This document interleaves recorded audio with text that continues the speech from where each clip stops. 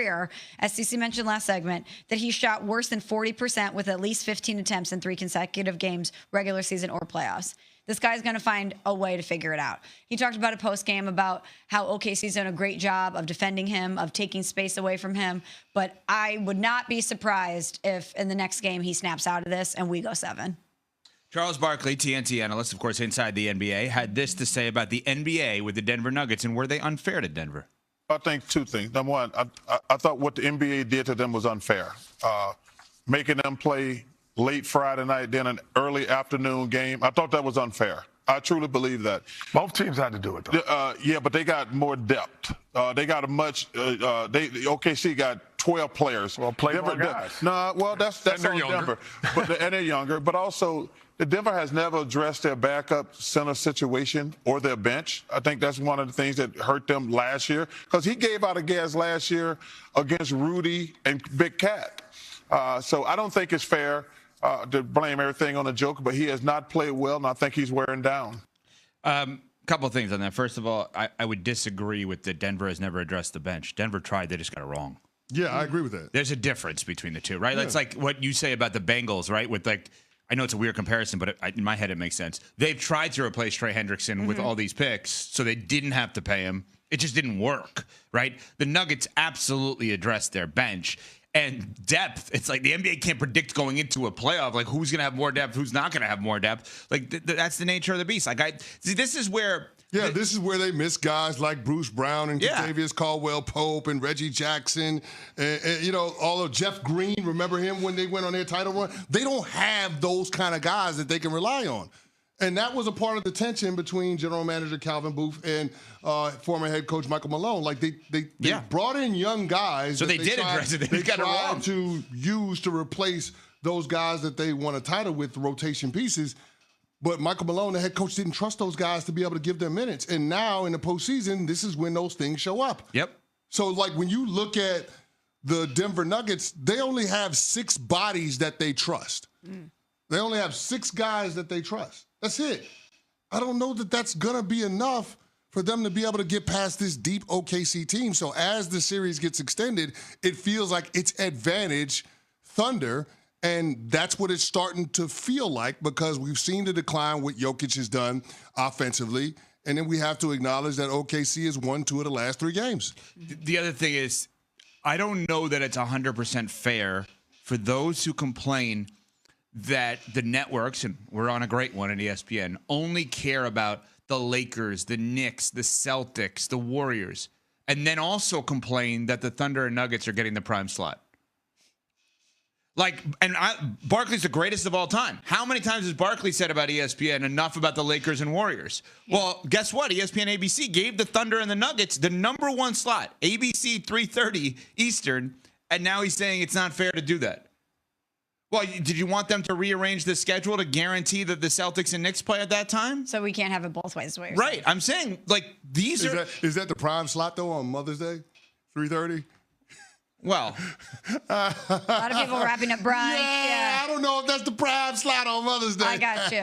Based on the amount of people... Or really any Sunday. No, well, based on the amount of people the game is accessible to, it is. Sure. ABC is available in basically every home. I'm just messing with you. I don't like... I'll tell you... Okay, as long as we're at it. Yes. Do I need an 8 o'clock Sunday night game on Mother's Day? I couldn't have a 7 o'clock game? Well, or how about the first game at 5 Eastern?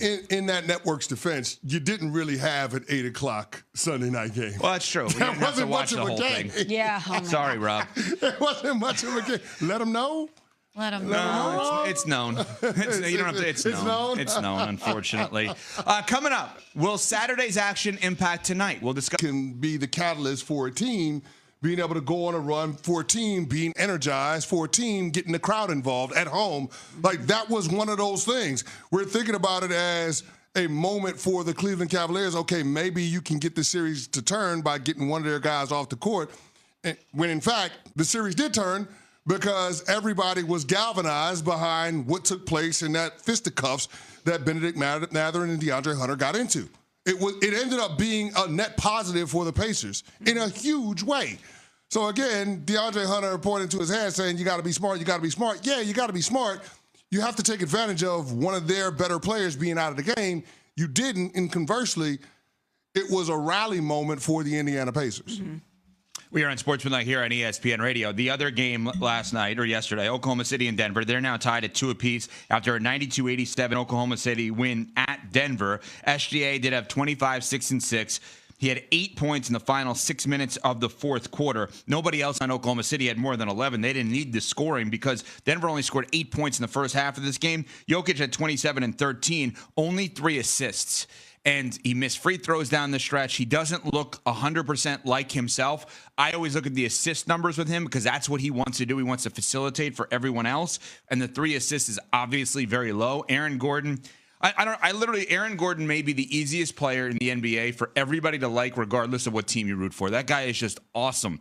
And he just plays his role perfectly. But the Nuggets got stuff from him, but not enough from Jokic. And post-game, Jokic had this to say on struggling with the shooting in this series. I mean, it's a little bit of everything, you know.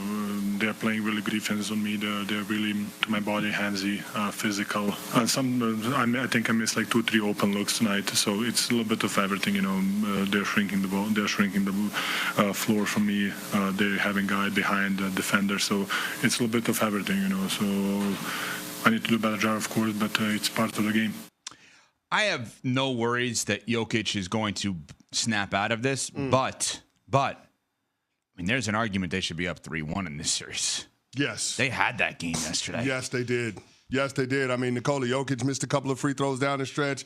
Aaron Gordon missed a couple of free throws with less than a minute to go. Michael Porter missed a bunny in the lane, little fadeaway shot. Russ 3. That would have made it a one-possession game. Russell Westbrook. There were so many missed opportunities that the Denver Nuggets had, but it was just that kind of game. That was an ugly basketball game to watch. Mm-hmm. I mean, the score at the end of the first quarter was 17-8. Yeah, so bad. I mean, they're the Denver Nuggets, but both teams were laying bricks in Ball Arena yesterday. It was just an absolute embarrassment. It was abysmal to watch. That being said, you got to find a way to be able to win ugly games. It's playoff basketball. Mm-hmm. And for the others not to be able to do enough to pick up Nikola Jokic is a little bit disappointing. Like, we know that the Oklahoma City Thunder, they have a lot of bigs in the lineup that they can throw at Nikola Jokic. They're doing it by committee defensively. That's why he's gone 3 straight games with shooting under 40% from the field. But when you have the focus of the other team's defensive efforts on your best player, if you're those other stars, if you're Jamal Murray, if you're Russell Westbrook, if you're Aaron Gordon, you got to find a way to step up. Michael Porter, you got to find a way to step up. And those guys haven't. And it's something that we've been talking about with the Denver Nuggets for the last several seasons. Like, Jamal Murray is supposed to be that second star, but he hasn't proven to always be reliable. Now, in the postseason, more so than the regular season, he's shown up. But that being said, it's not as if we're assigning an all-star moniker or label to Jamal Murray.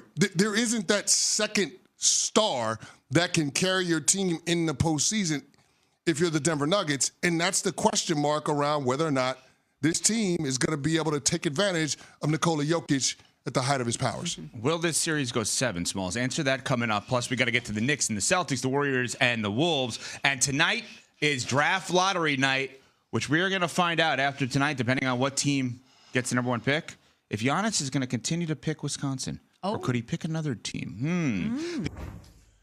Hello, xin chào tất cả các bạn. Lại là mình đây. Mình sẽ gửi đến các bạn những sản phẩm cắt dán đẹp hơn mỗi ngày. Những sản phẩm tuyệt vời.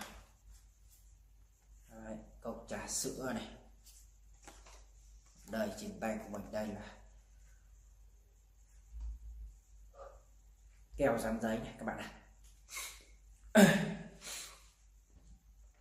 Và để tạo ra được những sản phẩm để tạo ra được những video cắt dán đẹp như thế này thì mình sẽ cần có những dụng cụ, những đồ vật để mình tạo nên. Đây, trước mặt của mình đây, trên tay mình đang cầm đây là những giấy thủ công màu các bạn ạ. Nó rất nhiều màu sắc luôn, các bạn có nhìn thấy màu sắc của nó. Đấy. Trên tay của mình đang cầm đây màu xanh này, màu xanh là lá cây, màu vàng này các bạn này, đây là màu đỏ. Đấy. Giấy màu cam này, giấy màu xanh này. Đấy. Mình rất nhiều những sản phẩm màu sắc. Đấy. Và để tạo ra được những sản phẩm đẹp và ý nghĩa thì mình cần có một cây bút và chiếc kéo này, kéo để cắt này, hầu dán thì để dán những sản phẩm vào với nhau để cho nó đa dạng màu sắc, tạo nên điểm nhấn cho sản phẩm.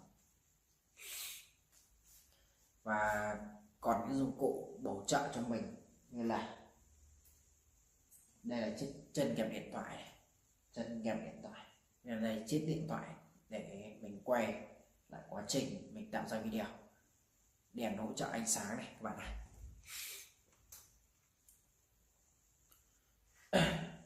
đèn hỗ trợ ánh sáng.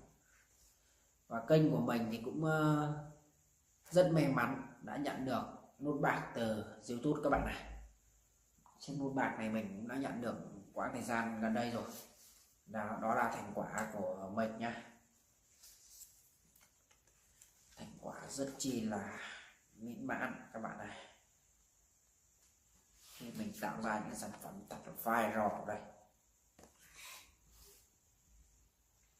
Sau khi mình cắt dán xong video, mình sẽ tải video lên máy tính của mình nha. Trên máy tính của mình thì có phần mềm Camtasia để chỉnh sửa. Mình sẽ ưu tiên chỉnh sửa trên Camtasia. Sau khi mình edit và chỉnh sửa xong thì mình sẽ xuất ra thôi, xuất ra và đăng lên kênh cho các bạn xem. Các bạn hãy chào đón những video đẹp và tuyệt vời để gửi tặng tất cả các bạn nha. Đấy. Đấy, trời. Đây.